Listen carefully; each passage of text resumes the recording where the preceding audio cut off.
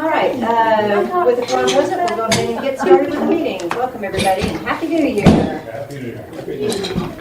Welcome to our most recently appointed members, Diane, Ray, welcome. Thank you. First the thing is to approve the agenda. Everyone have a chance to review it. Any changes?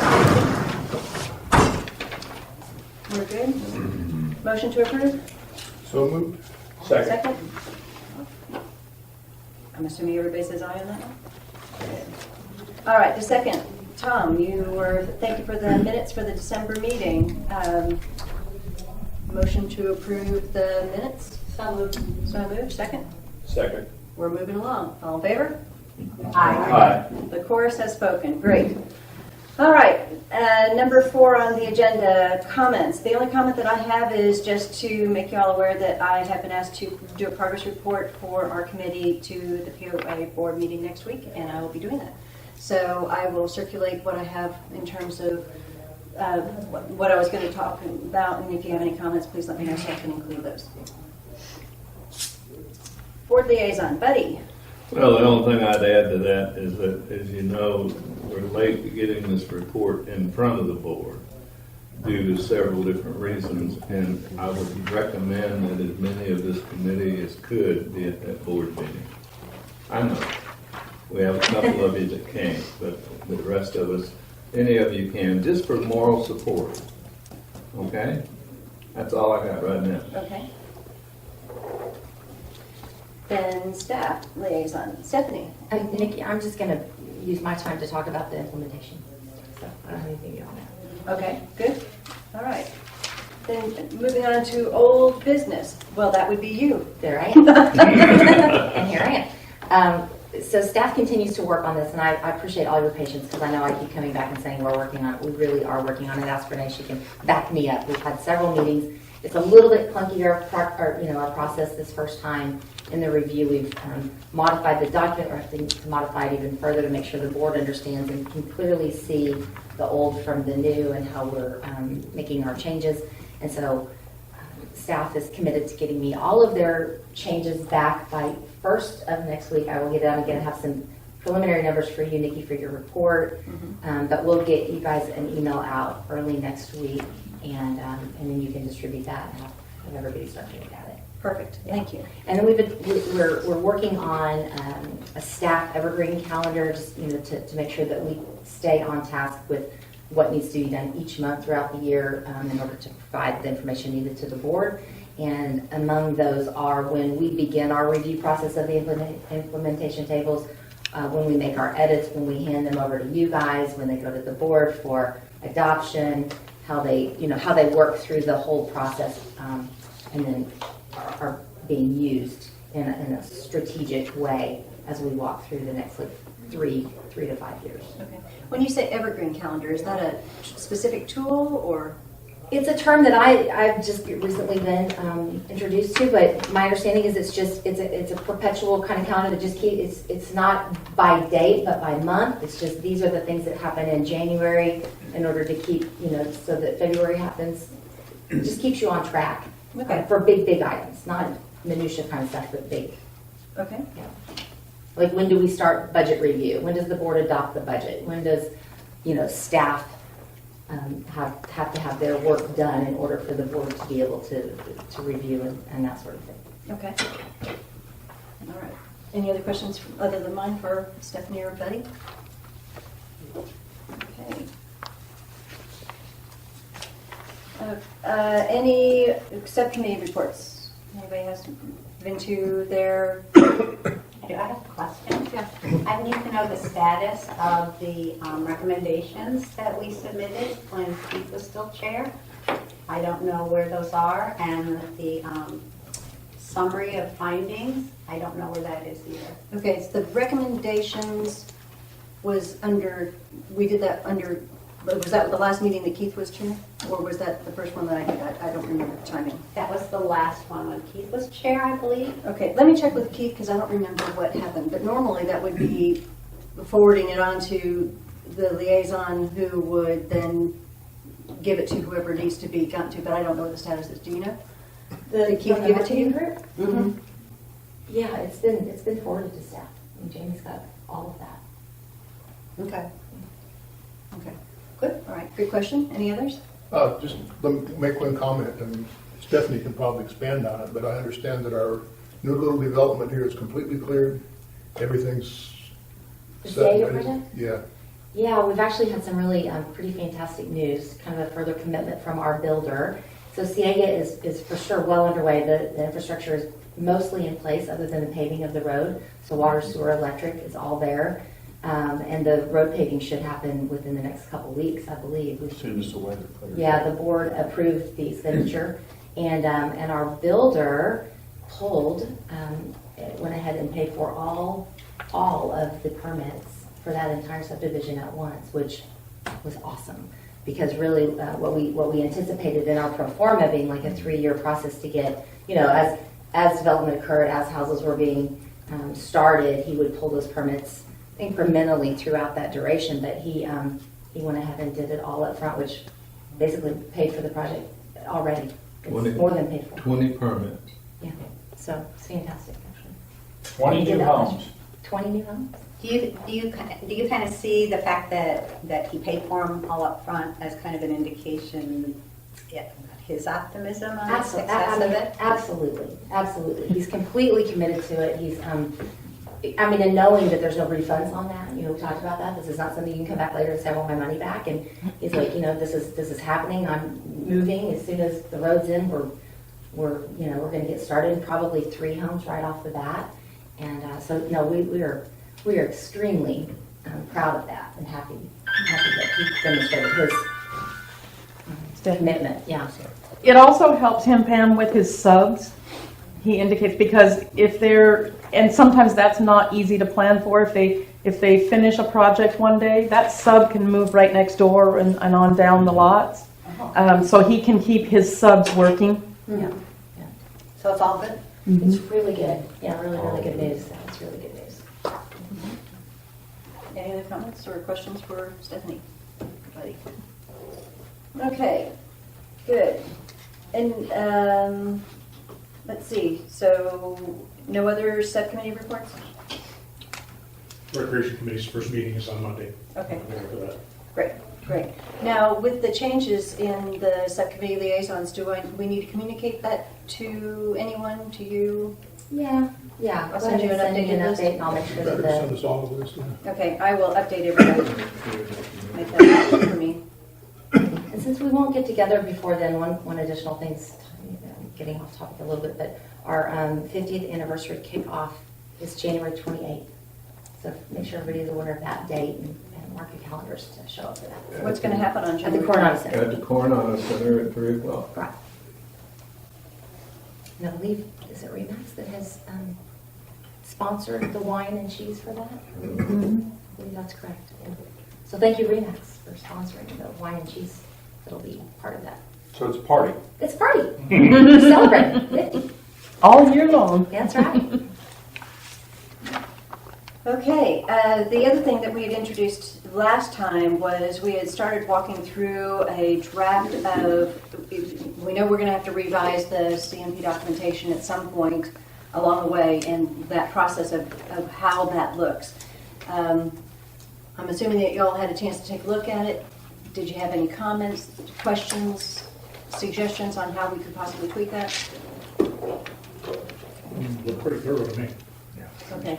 Are we ready to, Stephanie, help me with this one. Are we ready to make a motion to have request staff review? What do we do next? What's the next step? Yes. I mean that would be the motion to that the committee accepts it as submitted, and that you recommend staff take it under advisement and consideration for inclusion in our process for revisions. Okay. So, My only comments were,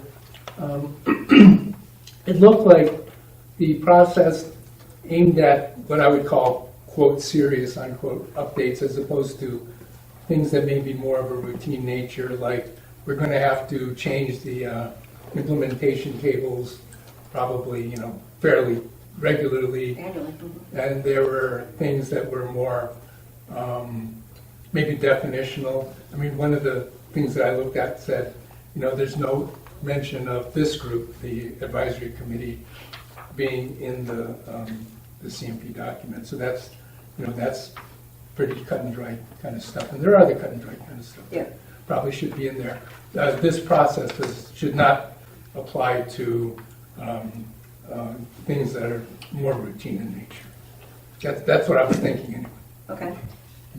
And I think that, we know that there's some typos in it. So we're not going to do a whole new release just to fix one typo, but we want to capture that stuff so that when we do it, you might as well not perpetuate a typo in every subsequent version. Go ahead and fix it. So that way of capturing it, tracking it all the way through to its end. That's what we're hoping to do. Right now we have a new entity and we don't have a defined way of how to update it. Now we have a process that we can recommend to them.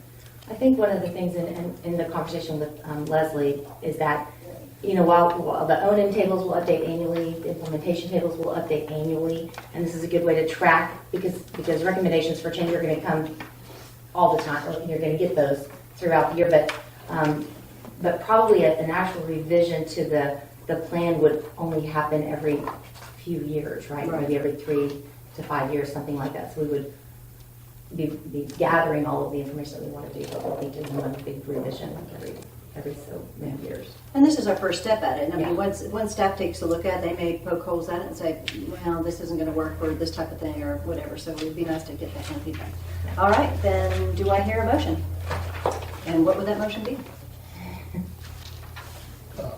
I move to accept the process as defined by the documents that Nikki sent out, which is the chart primarily, and The associated document? the associated updating / changing the HSV CMP process. The text. Second. Okay. All in favor, say aye. Aye. Any opposed? Okay, so moved. Thank you.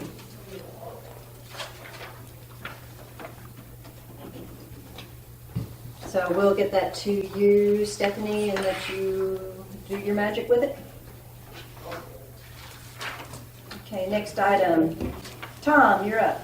Last time we had gone through our evaluation of the growth prioritization tool. We wanted everyone to take a look at that final report, have a discussion, and then see where we go from there. So you want to take it? Yeah, as Nikki said, at last meeting I circulated, everybody should have gotten a copy of this. Everybody did get a copy of that. I also emailed everybody a copy of it. You've had a month to either look at it or ignore it. I've received no comments on it at this point. This is kind of the opportunity to comment on the growth prioritization tool. Probably one of the most key things in our discussion was it's not clear when we're going to have a growth project. It's not clear when this will actually apply. But with that as a background, any comments? If not, we're looking for a motion to approve.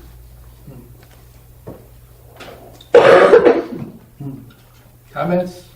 Going once, going twice? No, why are we bothering with it then? That's a fine question. Because probably more in the interest of completeness than anything else. And from my standpoint, when I review the growth prioritization tool, many of the issues which we will talk about later, the amenity prioritization tools, it's the same issue. So it was practice. But otherwise, excellent point.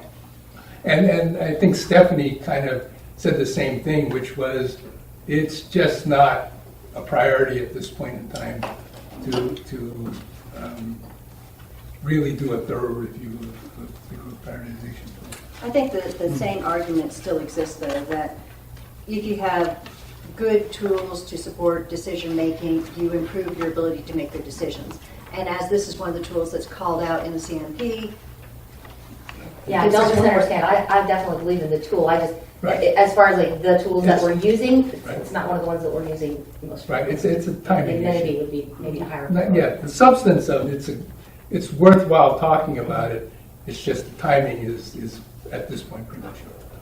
But some of the recommendations we make, I think, are designed to improve the tool. So if and when somebody takes a look at it and they say, hey, we do want to use this tool, sure would like to see them use some of the recommendations that in our evaluation would eliminate some of the bias and make it more balanced between negative and positive. Tom, really what I saw us in looking at this and what we're doing for the benefit of the public is that by having this tool, we have a very clear format that when this comes about, that we need to start evaluating these things for our benefit, for the POA administration's benefit, for the board's benefit, and for the public's benefit. We're able to show that we've got a system in place to fairly and completely examine all of the facts, all of the information that we need to make a fair and reasoned opinion. Inconsistent. And be consistent too, exactly. Yeah. And that's, this is the CMP is a long-term plan, long-term. And by establishing these steps with this new committee, we're not even a year old. By establishing these steps, it gives everyone an understanding of the way that we're going to look at these things to be sure that we do our job right and that this committee makes good and reasoned recommendations to the board and to the PO, the administration. And I hope that helps everyone understand.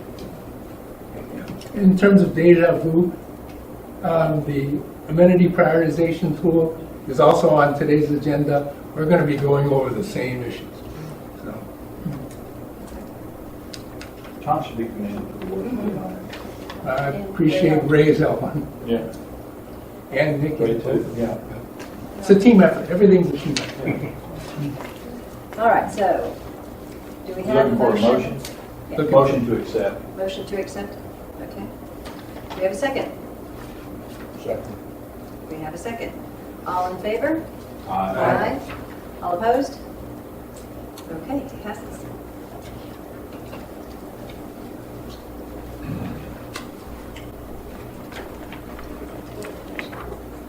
Okay, at the last meeting, the next part is that we have started doing reviews of small sections on the CMP documentation itself with the eye of trying to evaluate three things. First of all, relevance currently. Second, if we haven't identified any recommended changes potential. And third, just as we need to do a deep dive and truly understand the various different pieces and parts and have that active discussion on the various different elements. We did not allow time, that's on me, last time to actually finish it. We did one piece of it, but we did not finish it. So I was hoping that today we could take a look at the visioning statement piece, which is, I did not make a note of what page. Give me a minute.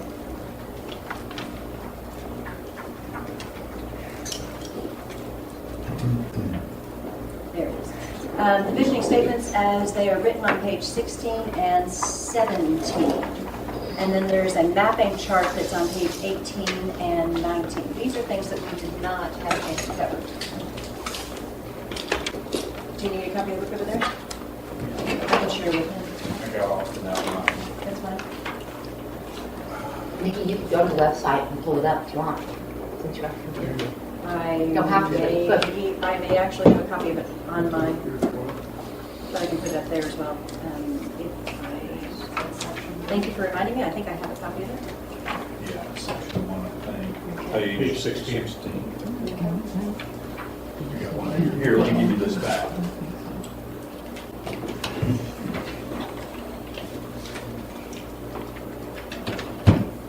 It's page 16.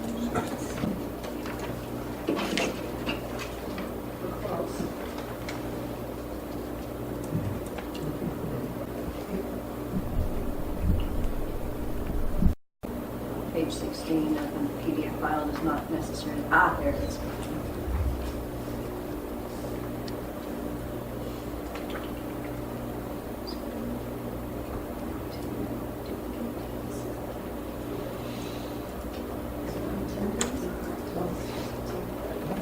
Extend? Is it duplicate or extend? It shut off, Nikki. It was, Oh, It might have timed out so I have to do something up there? wrong button somewhere. Maybe the remote.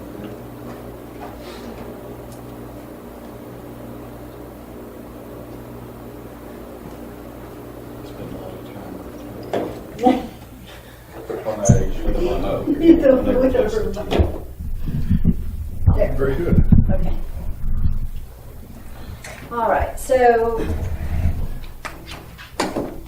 most of these outcomes, the visioning statements, as it specifies above that, were the desired outcomes of this.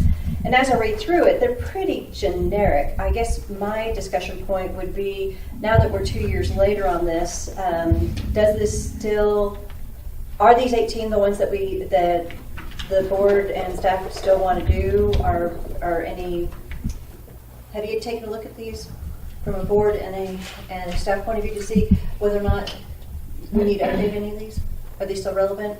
Add more, take any away? Well, I mean, those were the desired outcomes of the plan, Right. just the plan. Okay. So, I mean, they could potentially change as we do revisions to the plan in the future, but, I mean, that, I wouldn't say they've changed from what they were then So- to now. So- Weren't they the sort of marching orders That's that were correct. given to the consultant? That's correct. The plan was designed to accomplish those outcomes. And so I think what you guys were going to talk about, Nikki, was more of the actual board's visioning statement. So when you go back up, keep going up, right there. Okay. I think, because I think Tom maybe even mentioned that at the last meeting, that felt that there was, that the vision statement may or may not be 100% reflective of it. Wasn't that you? Yeah, so you recommended, I think you said that, and that became an old business item about taking a look at it, and maybe recommending to the board that they revisit the vision statement. Okay. Is that right, Tom? Am I? Oh, yeah. Okay. I think that's why it's on the agenda. All right. You have that one. Is it only the vision statement, or is it also mission and values? He just mentioned the vision statement last time. Well, yeah, I mean, the mission statement, whether you like it or don't like it, it's a mission statement. The vision statement, I may have trouble with the content, but it simply does not meet the definition of a vision statement. It simply is not a vision statement. And that's my number one problem. I also have a problem with the content, but that's another issue. So it certainly wouldn't be this committee making a recommendation on what the vision statement should be. It would simply be saying that the committee feels that the vision statement and the comprehensive master plan needs some tweaking. And the recommendation would be that the board take a look at it. Right? And do we do that via making a motion? Okay. Go for it, Tom. I'm I make a motion to recommend to the board that the vision statement needs to be re-examined. Reviewed and potentially updated? Yeah. Okay. I'll second that one. Any discussion? All right. All in favor, say aye. Aye. All opposed? And passes, okay? So, does that go directly to the board or through management first? Yeah, staff or. Okay, so we can call it specifically on page 14, Yeah. vision statement.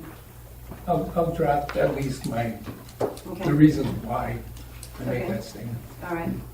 So we're okay with the visioning statements because that truly is just the CMP master plan, because the visioning statements, the 18 of them, then go into this map That's right. where every other element of it, and then they map through to make sure that That's right. that it goes with it. It's basically a way to track, did the plan meet the requirement of that outcome, that particular outcome? That was just their way of tracking that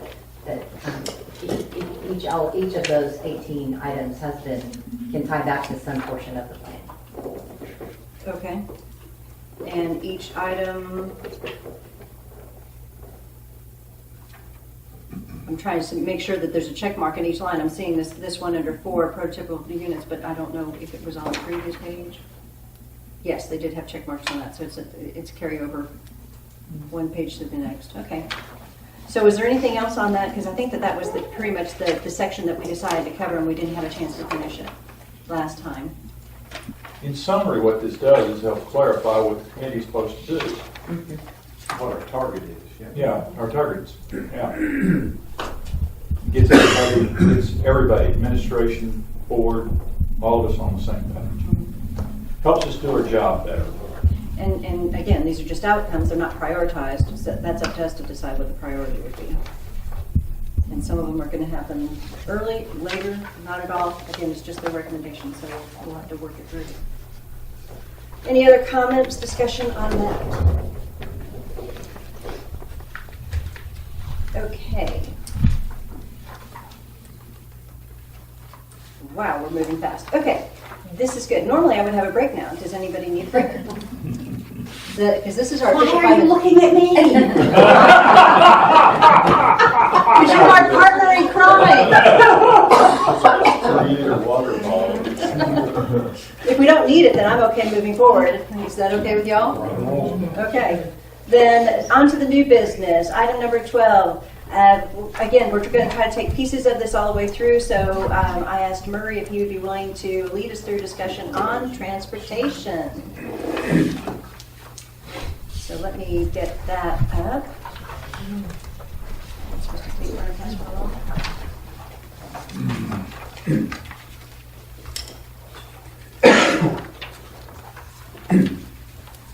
Give me just a second to get it up.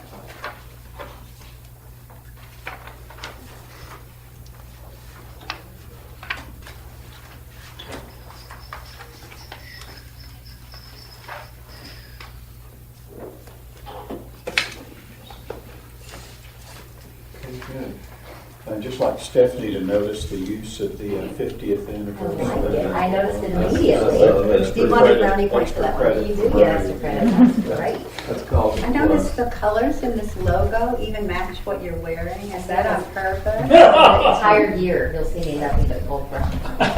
So I realized what I've done here is summarize 4 pages of the CMP into an 8-page slide. Nice summary. Anyway. That may not have worked in my favor. So that's exactly what I've tried to do here, is summarize it's in section 2, entitled Village Structure, and it's the transportation segment, pages 41 through 44. And in my role on the Public Services Committee, I with that hat on, I went through and tried to pick out the things that seemed to be most important or most relevant. And in the same time, being true to the overall theme of what the consultants gave us. So they started with an overview. The first statement is transportation issues in the village are complicated. So there we have it. They also told us over the next 20 years they did not expect growth and change or they expected to have a limited impact on existing vehicle patterns. I agree with that to an extent. DeSoto Boulevard carries all of the traffic, so obviously that's where the concentration of any future traffic issues will be.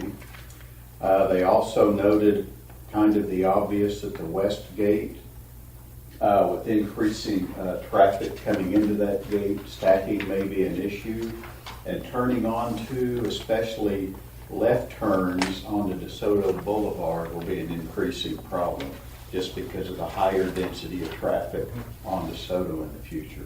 And obviously, we all know just from driving here, from anywhere in the village, the topographical issues really represent limited sight views in many instances. Okay, next one, please. In your handout, you'll notice my poor computer was unable to print that, but that's basically just an overview of the roadways in the village. Of course, the black roads, DeSoto. I learned a new word by reading this section, dendritic. And it means It's basically what? a tree and its branches. So the system is obviously laid out as a main arterial with secondary roads, I won't name them all, Balearic, Ponce, whatever they may be. And then those then branch out into neighborhood roads and so on. So that's called a dendritic pattern. Next one, please. So I've covered a couple of these. Of course, the major arterial is DeSoto. That's the one that captures most of the attention of future studies. The established pattern, I'm kind of repeating myself a little bit. Very few options for modification due to property ownership and topography. Physical changes are very limited. The public services staff and the committee have been looking at ways to improve the Ponce and DeSoto intersection for probably over a year. You'll see in here the committee recommends use of roundabouts. We actually studied the implementation of a roundabout there, but due to property ownership in that particular intersection, there's not enough space to build a proper roundabout. So that's what this point's getting at. Here's another one that says the system is underutilized and will not be overwhelmed in the next 20 years. Now again, the roads, the roadway. So that may be true for my neighborhood and everyone's neighborhood, but DeSoto still needs attention. We need to watch that as we go forward. Okay. The consultants did recommend several improvements to intersections along DeSoto. Many of them obviously were sight distance and topography an issue. There again, turning left and in many cases even turning right onto DeSoto from the cross streets can be challenging. They do recommend, and there's the next slide's an actual table that's included in that section of improvements they recommended that we take a look at to improve both functionality and safety along DeSoto. Things like intersection controls, whether it's reduced speed, roundabout, four-way stop, or traffic signals, or what they mean by intersection control. And then, of course, grade and sight distance needs to be studied along several of the intersections as well. Can you explain a little bit more about grade, on that fourth bullet, grade and sight distance? Sight distance, I understand. If there's a major curve, you can't see around it. Well, like Is that if you're familiar, yes, like you're familiar with Balboa in Valera, where the four-way stop was installed, I don't know, a couple of years ago. The intersection's on the crown of the hill, so you really can't see anything coming from both sides. So that's the grade. It's just the steepness at the intersection.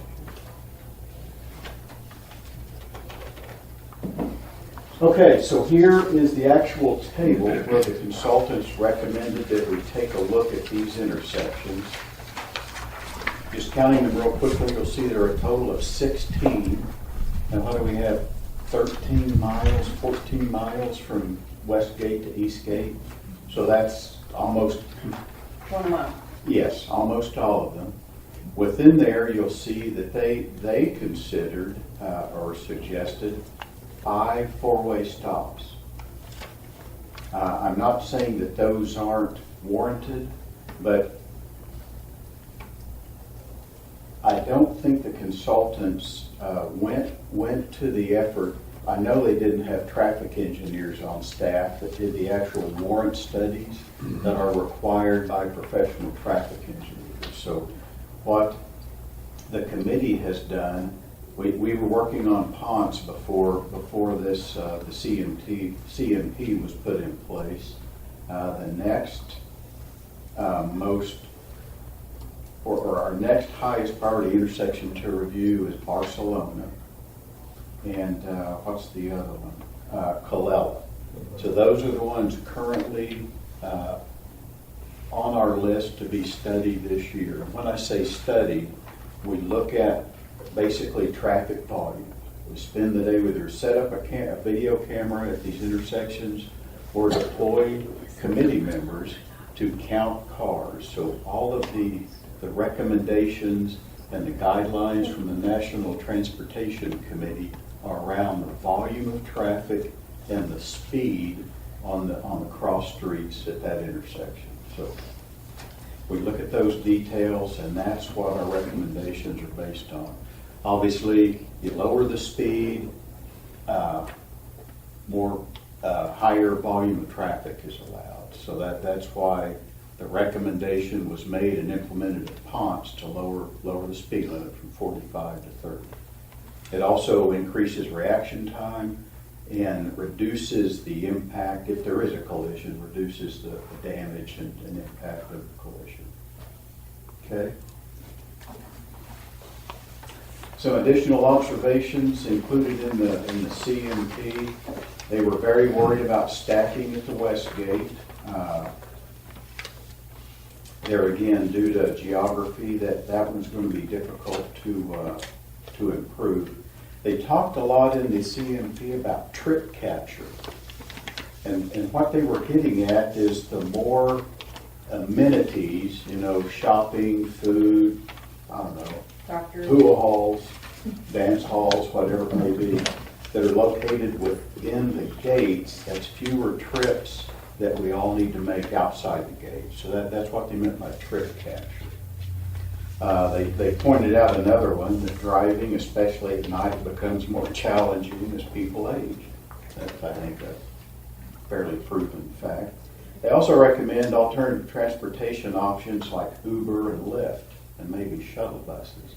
Now, when I read that, I do use Uber when I'm in large cities every now and then without a car, but I don't understand how calling an Uber or a Lyft to my house and them driving me out of the village reduces traffic rather than me just driving myself. So that one was left me a little cold. Anyway, if someone figures that one out, let It me know. actually increases traffic if they're coming from outside of the village to Right. pick you up inside. So they'll be waiting at the west gate.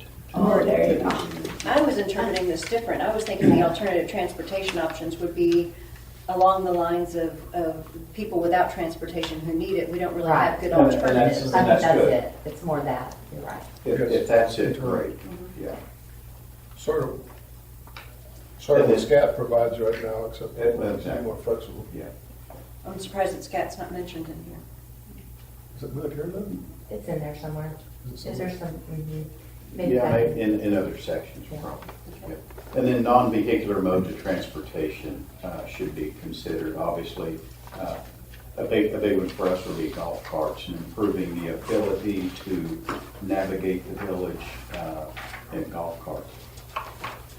So the final or the punchline to this section, these implementation tasks are not actually in this section, but they're the result of recommendations that are in this section.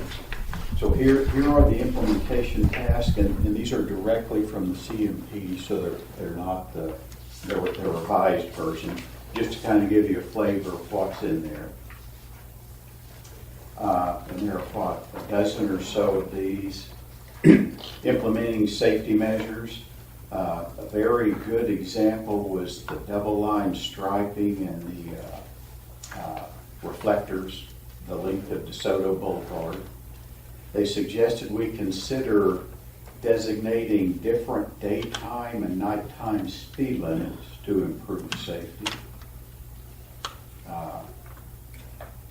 Prepare to install a new gate at the town center.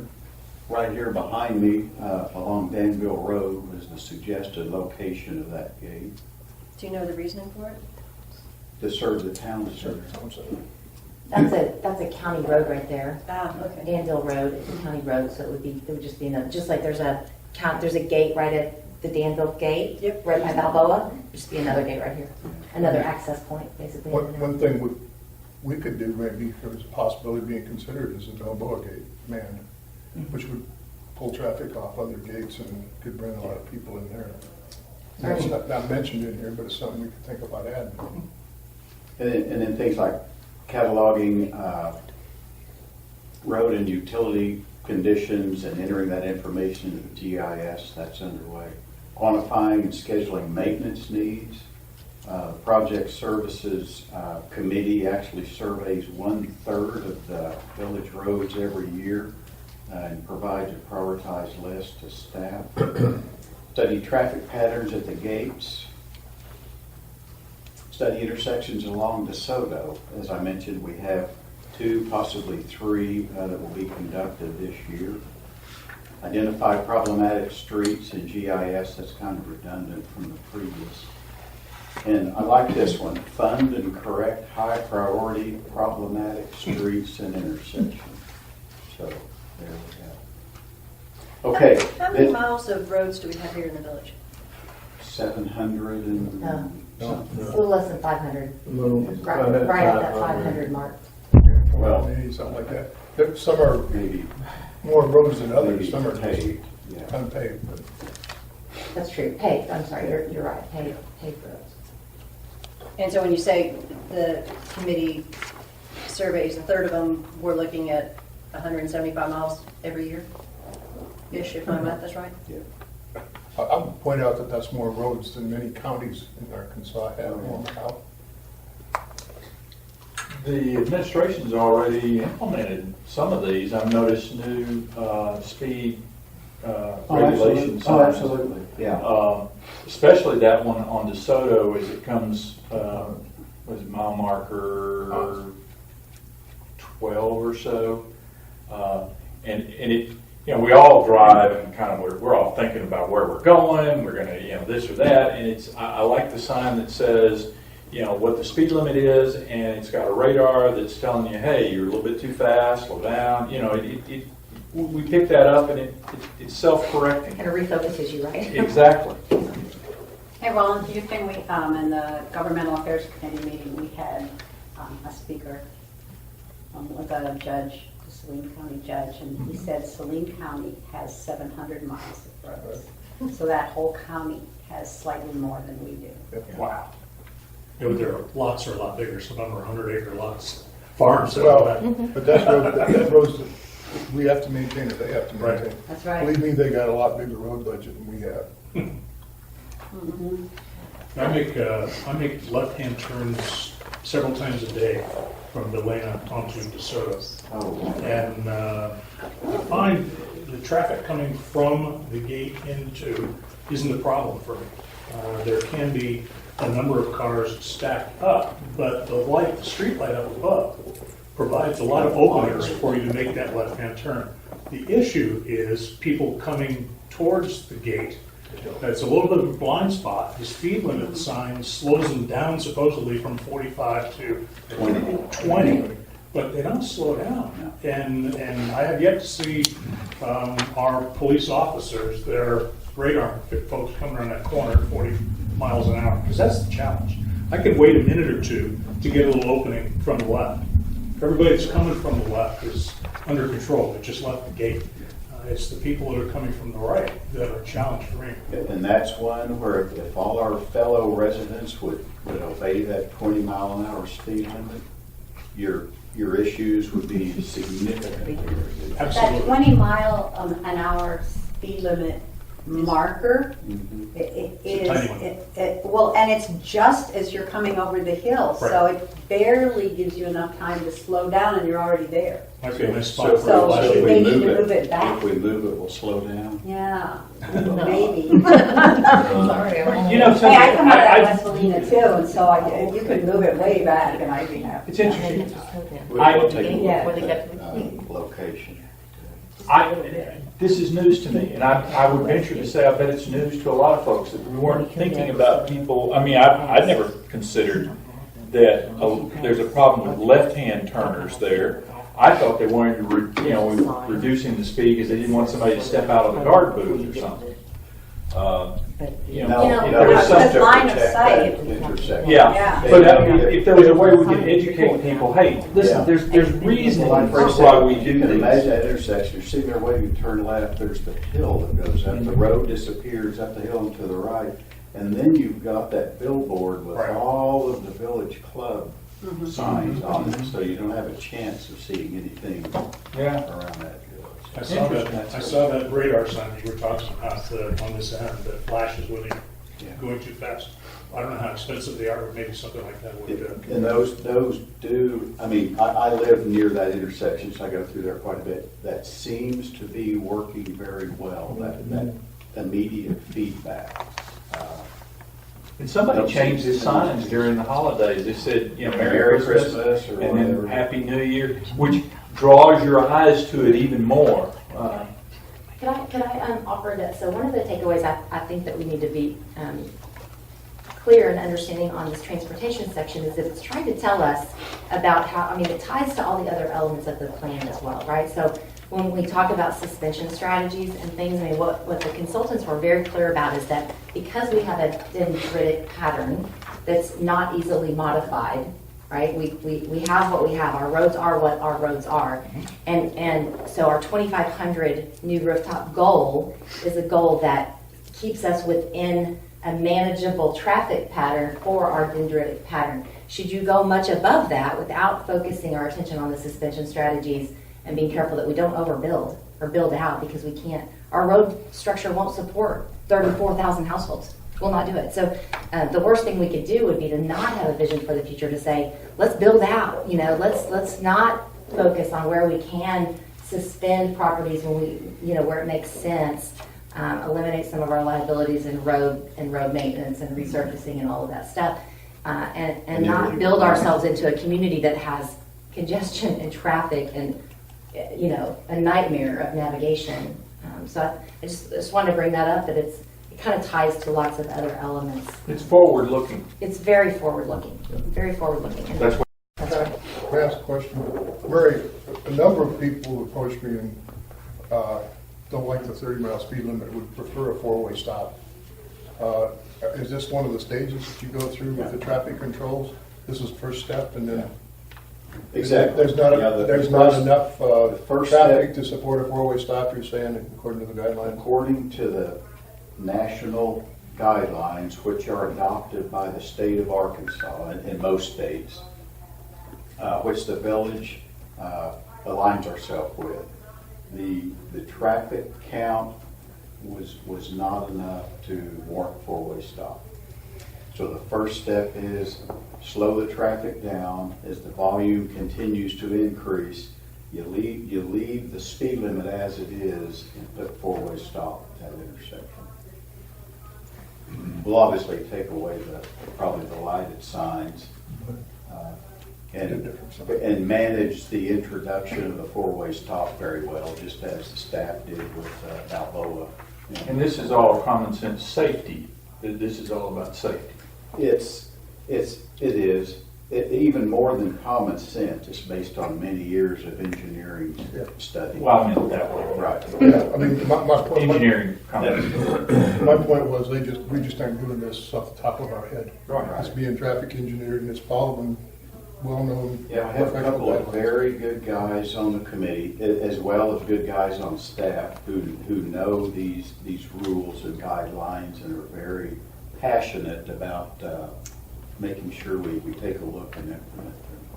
Beyond just the traffic counts at that particular intersection, though, as the retail and the commercial development grows, and it has been, and the corner where TJ's Market is, you know, there are plans to further develop that corner, and the trail actually has a crossing right there as well. Our trail, Hernando Trail, that turns into the Balboa Trail. We're seeing more and more people actually crossing the intersection, which. So beyond traffic count, it really is safety for people to slow it down. Murray, your very first point, transportation issues in the village are complicated. Can you expand upon that?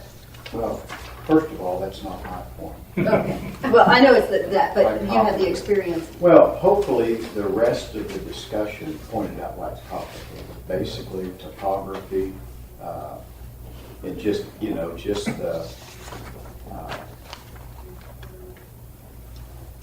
it's been there for a while. The property ownership issues and the cost associated with rerouting any major streets would be enormous. Mm-hmm. We don't have eminent domain type rules that we can follow here like you would have in the city. So if we wanted to, you know, take over property that's already sold and developed, and I say this is where a road has to go, we don't have that. out. Wasn't the original plan for DeSoto to be wider with more land Still still? is, yes, still is. So we own the land on either side of that Correct, to expand if necessary, correct. or when ready. There's quite a bit of right of way. Barely big. Because we surveyed it once, but Ponce back towards TJ's and that, and it's a big chunk of right of way. Next time you drive on down that side. DeSoto, just look on either side and imagine how difficult that will be to Fill it in. four lane. Yeah. Yeah.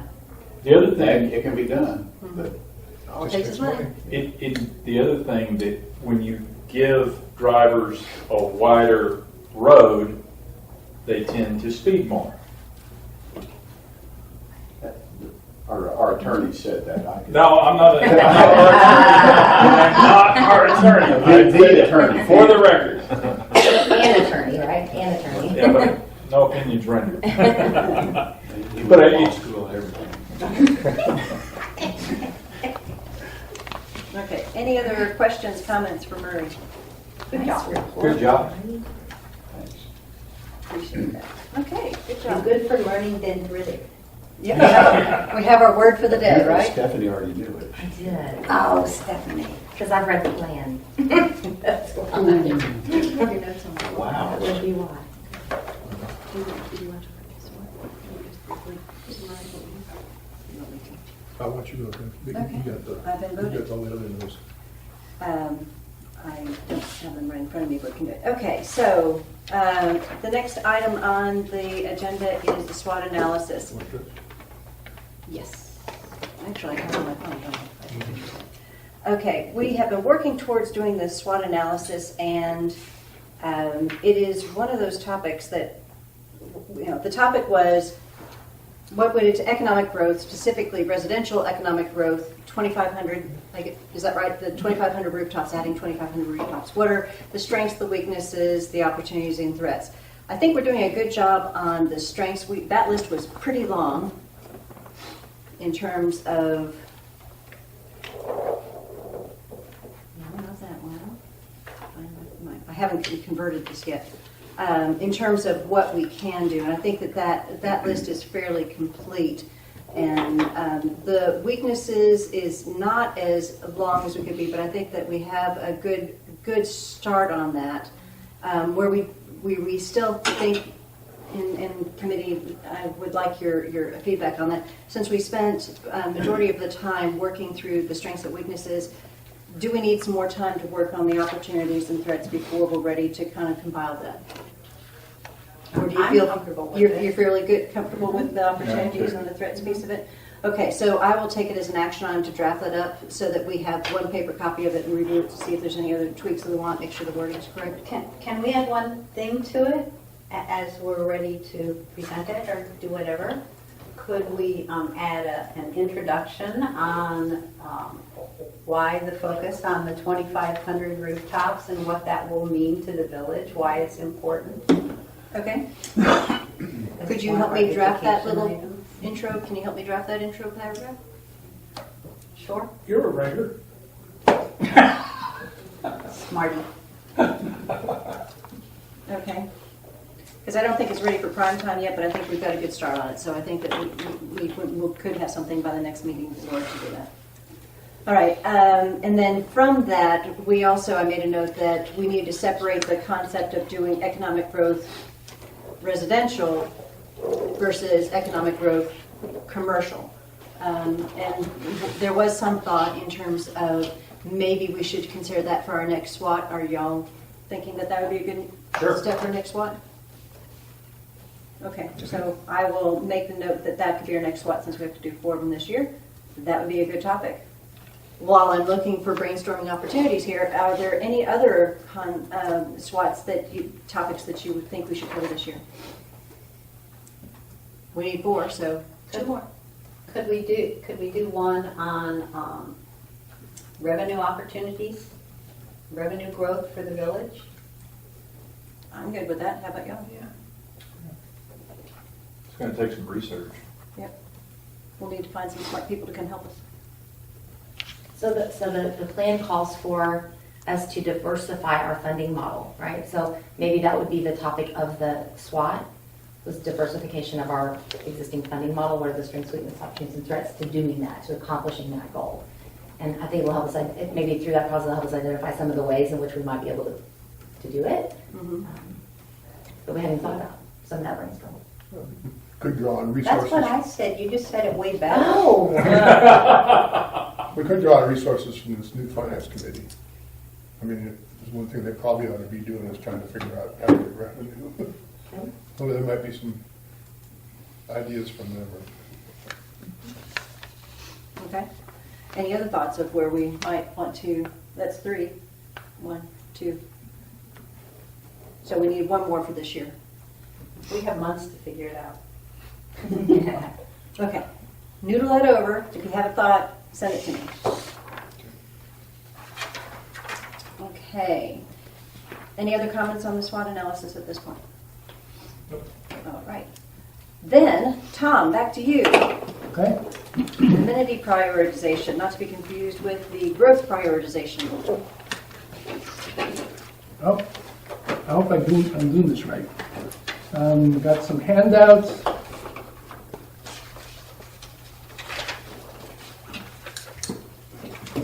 Thanks, sir.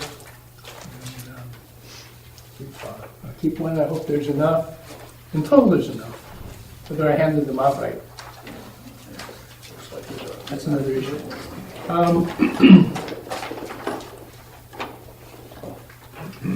Generally, the process for this is going to be the same as for the growth prioritization tool. So what you have in front of you is a write-up, mostly by me, but also Ray contributed to it. He has not actually seen this particular version, so it's a little bit new to him. He's seen most of it, but my goal is to try to cover this in less than 10 minutes.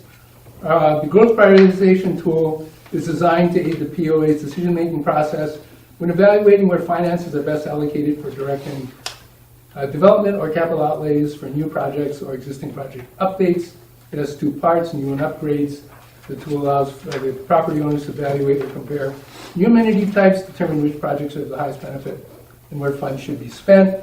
The intention of that paragraph was to just lift it out of the CMP. I tried not to actually write it myself. As such, the growth prioritization tool is on page 305 to 309. From 5 feet away, it pretty much looks identical to the growth prioritization tool. It features a bunch of lines to which you answer either yes or no. If it's yes, you get 3 or 5 points or something. If it's no, you get 0. There are 6 general categories. Is there support for the project? Does it fill a gap? Does it increase quality of life? Then there are 3 categories all dedicated towards the cost and ongoing, either development costs or ongoing costs. Depending upon whether it's a new project or an upgrade, the maximum number of points are 154 or 140, and the CMP provides breakpoints for whether it says a project is high, medium, or low. Where the points come from, where the breakpoints are for high, medium, and low, I have no idea. It came from the consultants. And how you validate those things, I have no opinion. Other than I think if you do enough of these, you maybe start to get a feel for how the tool actually works. I'm going to skip a lot of the commentary and go to the bottom of page 3, which are what I think are a reasonable set of recommendations. And in reading that, I'll probably refer back to some of the analysis and commentary. So the recommendation says, representative of the CMPAC and staff should be appointed to consider and make recommendations to address the following issues. Probably one of the biggest issues I had, and I think anybody should have, is if you read these things line by line, some of the lines aren't very clear, either in terms of how you interpret what it says definition or purpose, or what the measure is. It looks like a lot of the measures are fairly subjective to me. And if that's the intent, okay, maybe fine. But you're giving a aura of precision to something that looks to me to be fairly subjective. And I guess maybe that bothers me. But anyway, I guess a little bit of a rewind. As far as I know, and Stephanie can validate this, staff has filled this thing out on several occasions. So there is some experience that staff has in filling this out, and their insight is absolutely invaluable in how one would apply this tool. Think about how the tool might be used within the context of evaluating a project. Make recommendations as appropriate. A couple of things is it's not clear when during the project process you would actually do this. And one of the things that was pointed out was that if you look at one of the items, it says, does the board support the project? So the question arose, how would the board essentially approve or not approve the project when the project is early in the ideation phase? So, is there a little bit of a circular logic there or not? So the suggestion was, should this tool be actually a multi-stage tool? Should it be applied at different points during the project? The other thought was, ultimately, staff is going to the board and saying, we want a pile of money for a project, and it's part of a process that I call a request for funding process. And when I think of a request for funding, it tends to include more topics than just the 6 topics that were listed in this tool. So how does these the 6 topics in the tool relate to an overall request for X dollars? So should this tool actually have more provisions, more topics included in it, or how does this tool interplay with those other projects, other things?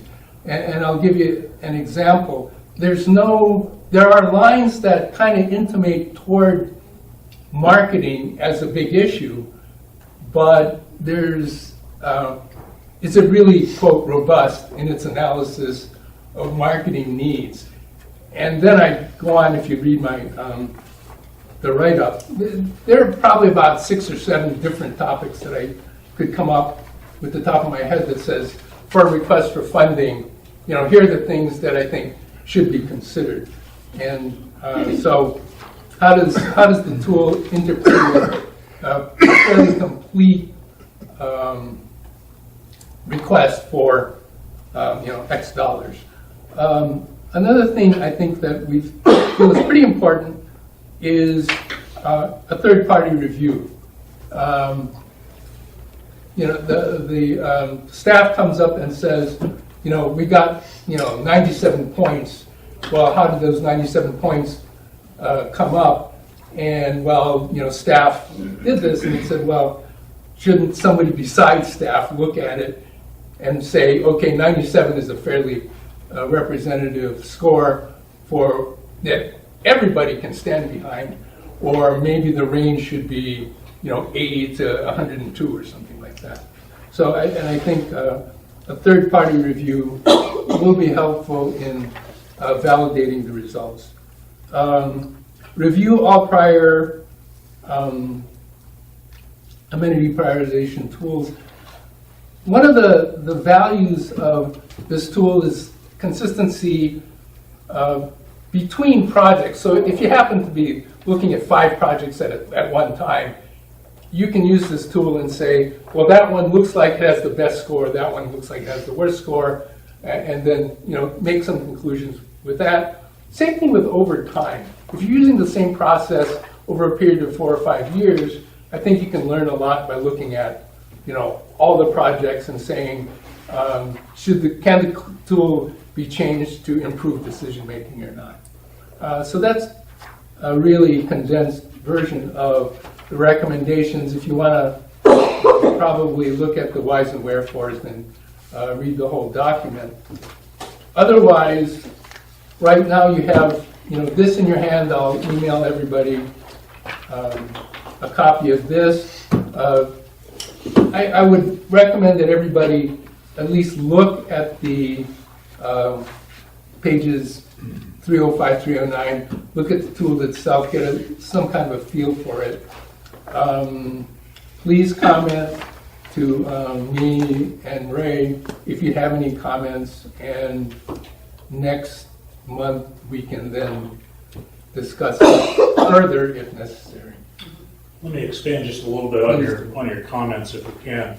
I was asked to take a look at this tool, and in going through it, as Tom said, it seemed like there were a lot of sign-offs that had to occur as this tool was being created. The board had to sign off on it, the department head had to sign off on it, staff had to sign off on it. And to Tom's point, which I brought up, was how can they possibly do that when they don't know if this meets the requirements of a viable project? The second piece, and this is real life for me because we use these tools in the grocery industry quite a bit. At a headquarter level in a grocery store, there are a lot of people coming in with an awful lot of money, offering you that money. We use a similar tool to this. If somebody walks in with a new brand and they're going to give Safeway headquarters, Safeway up in Washington, D.C., $10,000 to run a feature ad, that sounds awful good until you do the back-end analysis and realize that item is really not going to bring anybody into the store. It's not going to do a thing for it. I can see were I on a committee, and on that committee I decided that I wanted to have a community garden. I thought a 5-acre community garden within the village would be a good thing. Then I could see if I was spearheading that I might be able to, as Tom said, I might be able to tweak these questions and answers enough where I could make sense to have a community garden. To be correct with our homeowners, an intermediator should look at that, an unbiased intermediator. And as Tom said, he feels like the CMPAC would be a good intermediary to take a look at that. And if it gets past the CMPAC, then it would go out to the board and all those other agencies for final approval. And so that was the whole process. It seems like it's a one step when it really should be 3 steps in this process. I want to add to this. In my visit with homeowners, property owners, I found over and over, there's lots of good ideas. And some folks have been very vehement about them. But take, for example, someone says, we ought to have a zip line here. What, this gives us a tool to analyze. This gives us a tool to go in and really say, is this one person's good idea, or is this something that really merits? And I think... Well, we have 2 more ideas that are vote for it, in addition to the one. So we got a zip line just down the road. Yeah. So anyway, in real life, this tool works and works very, very well, but I would definitely recommend that we get a second set of eyes on it before it goes up for final recommendation. Well, I can tell you when we were writing the RFQ for the plan, this was a deliverable that we have tools. So we didn't have anything in place prior to this. So what we felt like was a very positive addition to our tool, our tool chest of things that we could use out of this comprehensive master plan to help us make decisions, strategic, good decisions about where we were spending money, what we were doing, and we had nothing. So for sure, tweaking is great, but gosh, keep in mind where we started from, which was 0. We had nothing before this master plan, and what we had was kind of the exact example that you gave us. Whether it was a group that came and said we want a community garden, or a group that came and said we want a zip line, we have that, or a group that comes and says we want the Balboa Club to be an arts center compared to we want the Balboa Club to be a lodge compared to this, to that, the other. What set of criteria were we even beginning to sort through to make any sense of those different ideas that were coming at us? So Just think if we could make a simplified version of this tool to hand to this person that wants to do the zip line and say, hey, if you think it's a really great idea, fill this out, bring it back, and let us know. Because a lot of people go, oh, wait, I filled it out and it says, yeah, no, not a good idea. And I think it would be helpful sometimes in the communication, instead of having you say no, Yeah. have a tool that basically helps them come to the realization that it's not a good idea. Could be something really simple, could be I'm not just a sure if I little would- 10 question thing. Yeah, I'm not sure if I would put a whole lot of value in giving it to just one individual. Like, say, if I'm passionate about a community garden, I'm gonna make that thing look really good. Well, you don't have to, every time they have to get 5. I would suggest that if it's a zip line thing, then it's the recreation committee that would build that tool and answer the questions on that tool, perhaps with the assistance of that homeowner, is what I would suggest. And then it has to route back through administration anyway, because they're the ones who have the budget and the administration and that ability. I think Correct, yeah. Yeah, but that's just kind of. this is all, and I think you've done a wonderful job. I agree with that. I think that there's something else, maybe, and you've hinted at that, but it would sound like this is a tool within a process. Do we have the process? That's a point I'd really like to make. I think this is a very useful tool within, say, project management process. And that's to Tom's point, that it has to be evaluated stages. Because that whole process is, first, is there a need? And defining what that need is. And then the first few sections of this address that. And then the second thing is, okay, how big is the project? What does it take to fulfill that need? And then once you know that, then you can go on and say, okay, how much does this cost? And then you're in a position, as each of these stages of the project management process, to bounce it off. Now, in industry, they do kind of decisions at which project we're going to support. We got so much capital funds, and it's done all the time, and it's done at a little higher level, but it's a whole management process that works in order. And you know, let And me this be helps clear, it. in a community environment, which we are, it certainly does not take the place of good communication and outreach to our public. And if we don't have public buy-in, we don't move forward. I mean, it can't, right? So it doesn't matter if the numbers come out right, if the community is really, you know, you still have to get good input, good feedback loops. That's part of the first phase. Conversation. That was let's one of work the real hard. important, one of the real important parts of Tom's recommendation was, once this thing is laid out and it looks like it might have validity, to take it out to the property owners. The thing I like about the tool is that it answers one of the biggest problems that has been out there. I don't, verify it or support it, but there have been folks that have said, well, we really don't need this, we don't want this doesn't make sense for us. It wasn't, it's one group's idea. Well, no, if it passes the tool, the same tool that's used for all of, amenity evaluations, then it's a whole lot better representation of what the group as a whole, our community as a whole, has decided that we need. And I think that's a step in the right direction, which is what this committee is all about. Absolutely.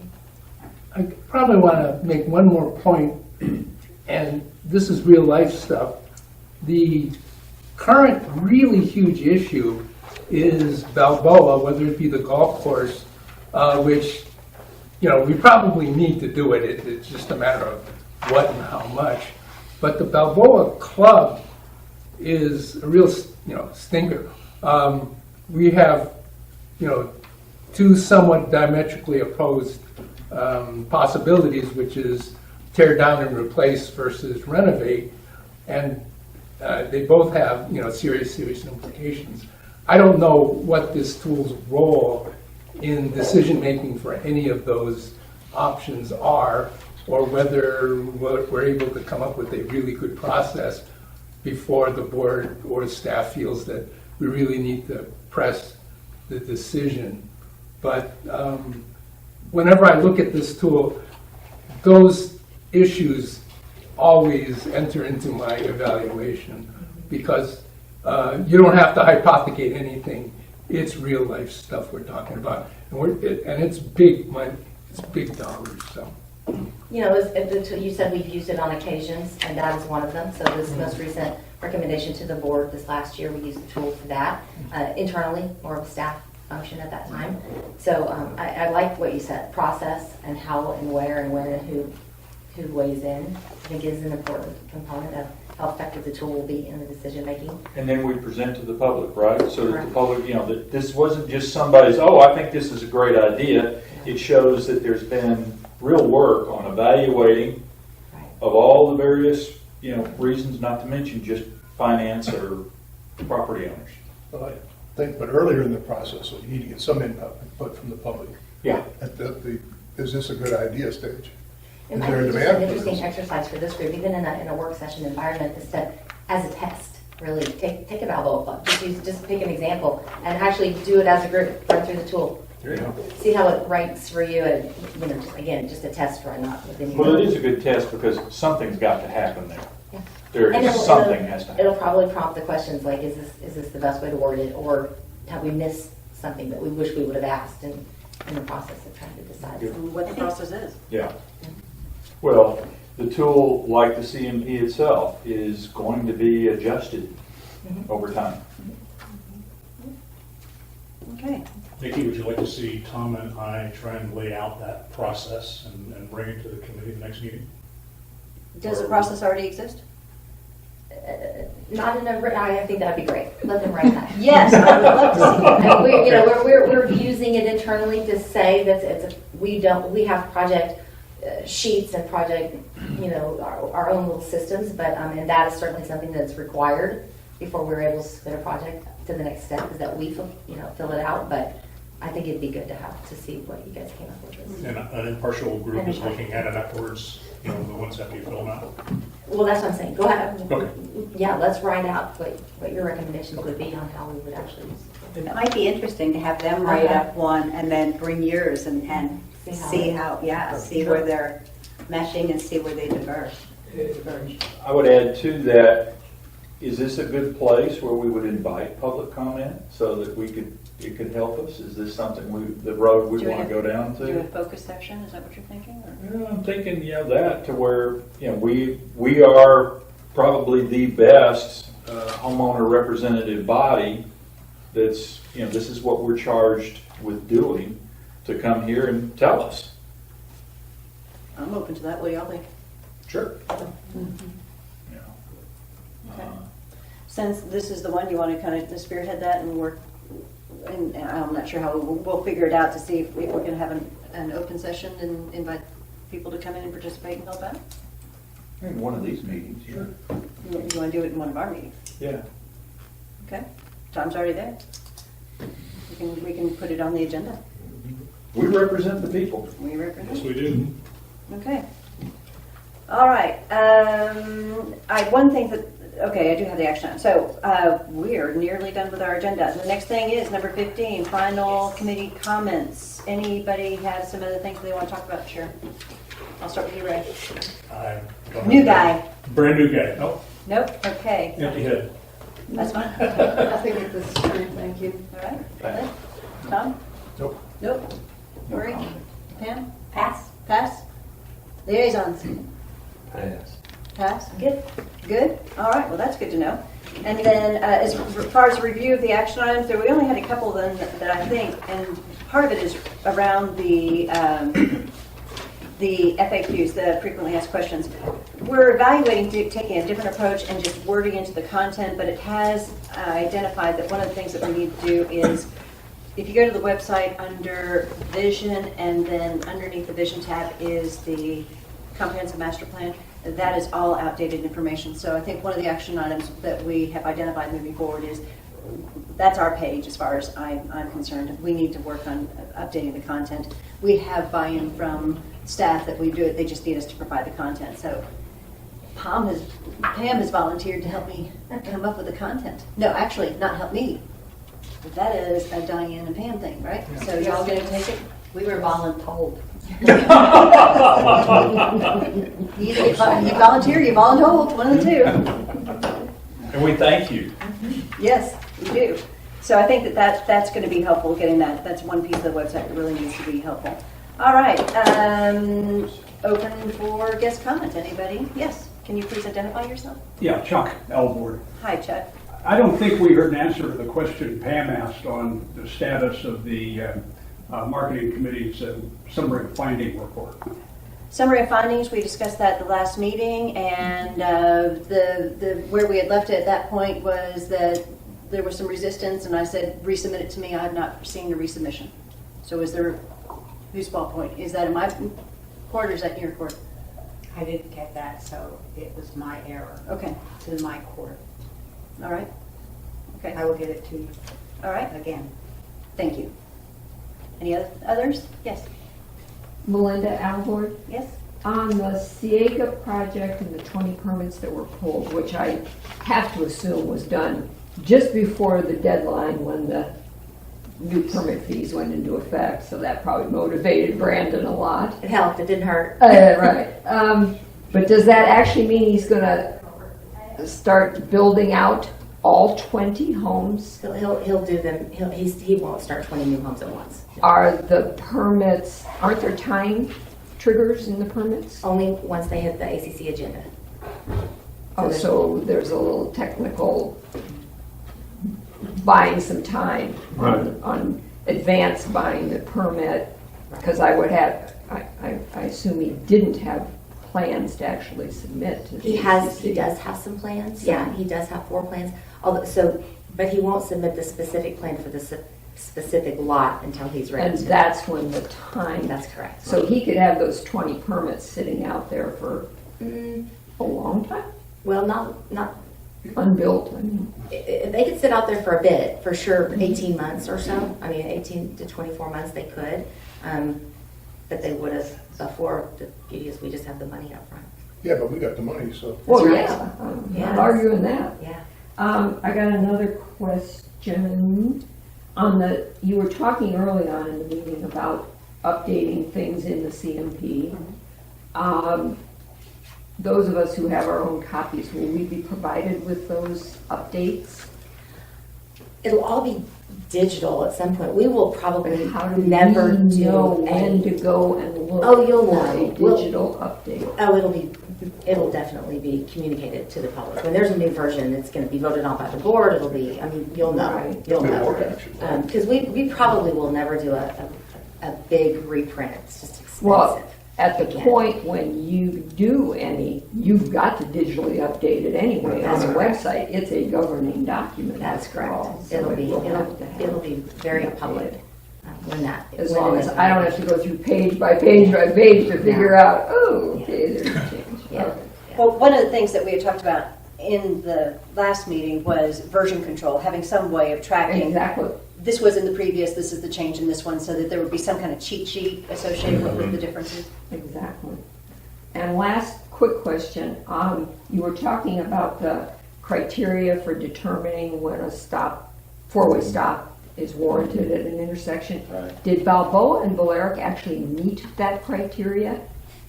I'm gonna have to claim ignorance, which I do quite a bit. That was before my time on the committee, so I don't know the details. Because it just seems to me that there is not probably as much One of traffic the- there as the other I don't one. remember there was a serious accident. There was. Two fatalities. Several. That is one of the warrants. Oh, so that Fatality can throws out all the traffic counts. Trumps all the other. Yeah. For sure. Thanks. That's all. Anyone else have questions, comments? Well then, do I hear a motion? Move To to adjourn. adjourn. Second. Okay, I believe we are adjourned. Thank you very much. Yay!